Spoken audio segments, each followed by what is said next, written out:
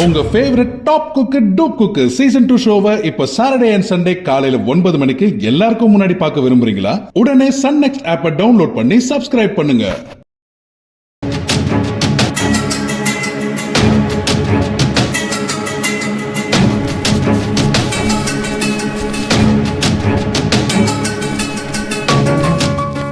டேய், அந்த கலைச்செல்வன் பேர்ல ஒரு 5000 ரூபாய் வரவு வச்சுக்கோ.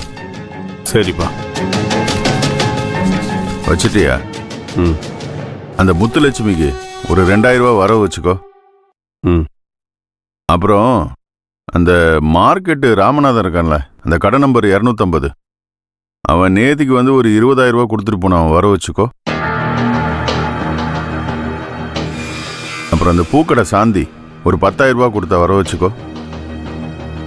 அப்புறம் அந்த வெங்காய வண்டி பரம, அவன் மச்சான் கனகு, ஏடா அவங்க 2 பேரும் பணத்தை வாங்கி ரொம்ப நாள் ஆச்சு, வட்டியும் கொடுக்கல அசலும் கொடுக்கல.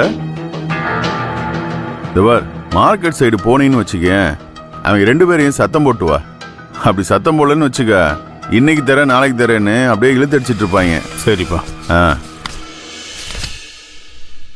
என்னங்க ஊரே சிரிப்பா சிரிச்சுக்கிட்டு இருக்கு, நீங்க இங்க உட்கார்ந்து கணக்கு வழக்கு பாத்துட்டு இருக்கீங்க.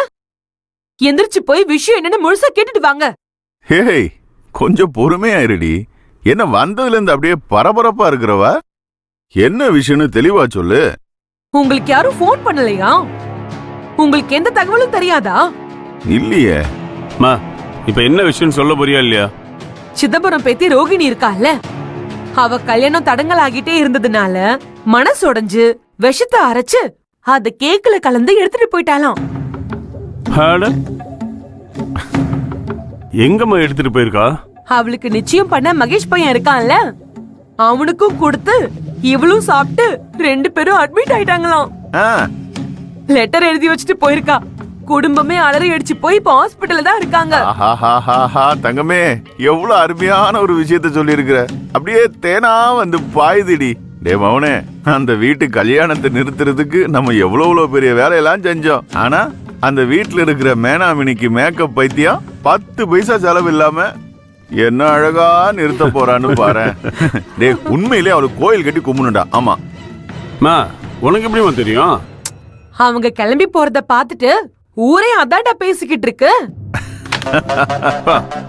செம்ம மேட்டரா இருக்குப்பா. நம்ம ஒண்ணு பண்ணுவோம். அந்த ரோகிணி செத்தாலும் சரி, இல்ல அந்த மாப்பிள்ளை செத்தாலும் சரி, இல்ல 2 பேருமே செத்தாலும் சரி, செம்ம மேட்டருப்பா. கண்ணீர் அஞ்சலி போஸ்ட் போட்டு ரெடி பண்ணி வச்சுப்போம். மேட்டர் கன்ஃபார்ம் ஆனே ஊர் முழுக்க போட்டு ஒட்டிடுவோம். என்னப்பா சொல்றீங்க?